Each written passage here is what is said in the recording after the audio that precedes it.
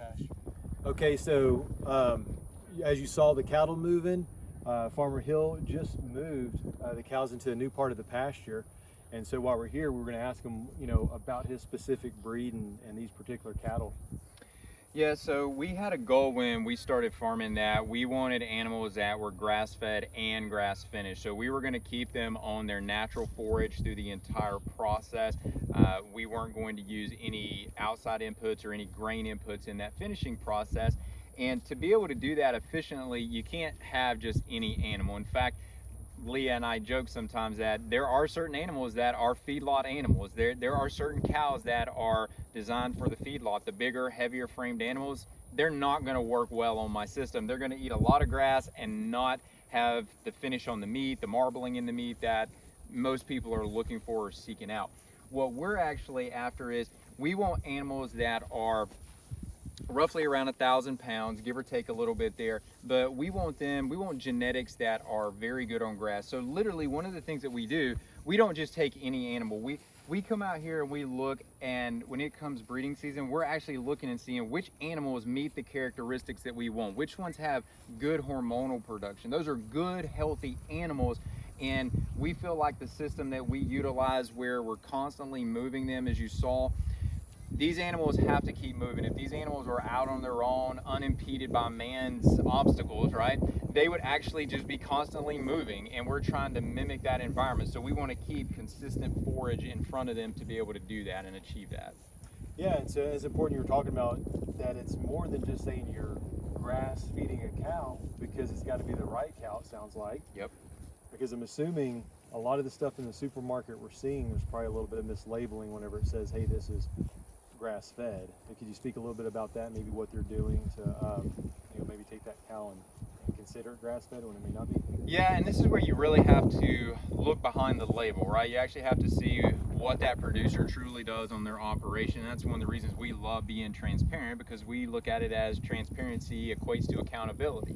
And when you look at that grass-fed label, what you have to understand is that when it comes to cattle, all cattle are grass-fed, right? That's their natural forage. So it doesn't matter if they're going to a feedlot eventually, they're starting out on grass. They're beginning their first, or really several, depending on what age they're processing at, but their first couple of years are going to be on grass, and then it's not until those last phases that they're really pushed extremely hard in the feedlot systems. But they're not finished on grass. And if you're only looking at a label and seeing grass-fed, you really don't know. That animal could still be finished in a feedlot. And that something important to point out on that, the majority of what is fed in a feedlot is corn. It's grains. And these particular grains literally change the structure of the digestive system of that animal, because it's not designed to inherently use that. When you look at these animals and we process these animals, you can actually see that their digestive systems look vibrant and healthy. Their organ tissues are very vibrantly colored. They're not dull, disease looking. They're very, just like I said, vibrant tissues. Right, and that's an important part on the being able to eat grass through their whole cycle or life cycle, or if you will, or taking them all the way to slaughter, is that it is going to change their nutrition, right? I mean, there's plenty of evidence saying that their fatty acid profile on a completely grass-fed cattle is different than the one that started on grass and then maybe corn or grain finished them. Well, and beef especially is extremely high in antioxidants. And when you look at, just think through the natural process, where do these animals get the antioxidants from? It comes from the grass. And the more color you have in the grass, the more antioxidant value there is there. And in turn, that's going to translate into what we end up finding in that animal, whether that's vitamin E or vitamin A, or even what we call glutathione as a big antioxidant, the precursors for that. Those are all more prevalent in grass-fed and finished animals. Yeah, and I'm glad you mentioned that, because that's a big debate too, right? There's just a lot of, nothing wrong with plants, but I mean, there's this big like plant-only movement, but the cow does it, or the animals in general does a good job of taking those nutrients and making them more available to us, right? So when we're eating that animal, we're skipping a few steps.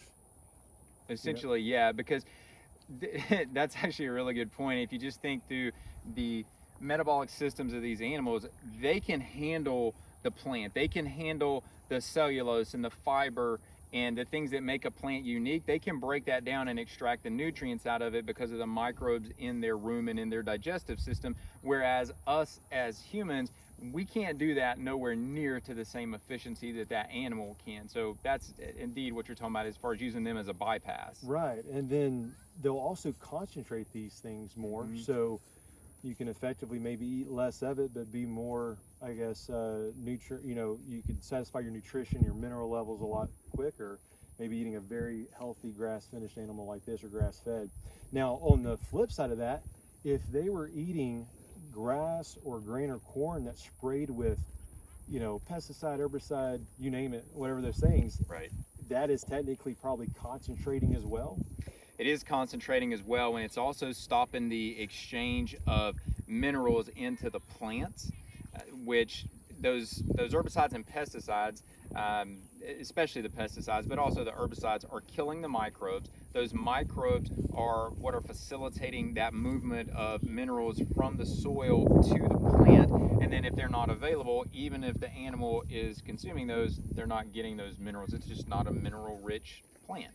Right, and that's one of the things we always tell our patients is that if this is new to you, this concept of this type of eating, or we just say, hey, start with the animal products. I feel like that's probably your biggest impact is eat the animal products that are cleaner. So not only, like Dr. Hill was just saying, that if it is conventionally raised, it's not only a less or an inferior nutrition for that animal, so that nutrition level is not going to be there when you eat that animal, but also on the flip side, they're steadily concentrating or bioaccumulating a lot of those chemicals. And so something actually is we talk about these chemicals. One area where chemicals are readily used in the cattle industry, the conventional model, is with wormers, trying to control the worms in these animals. And this entire herd has never been wormed, not once. We've never used any chemicals for these guys. And the reason that we don't have to do that are for a couple of reasons. One is that we're very attentive to the parasite cycle.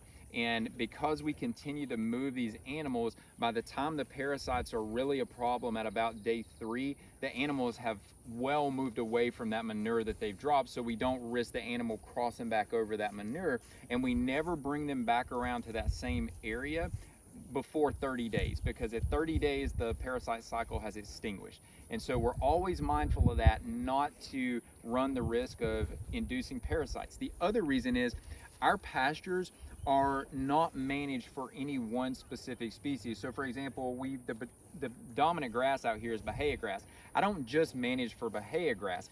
In fact, what we try to do is actually manage for a diversity of plants. And the reason that this is important is that many of the things that people consider to be weeds, these what are often called broadleaf plants, these actually have medicinal value. And a lot of times you'll find anti-parasitic compounds in these weeds, but the cows eat them. They don't know not to eat them. They inherently instinctively know that there's a benefit to consuming those, so they're available for them to consume. So, I mean, that's a good point. Some of the things I didn't think about. So when you're eating quality meat like this, you're not just eating meat. It sounds like you're getting a multivitamin, you're getting a multi-mineral, and some sort of herbal medicine as well.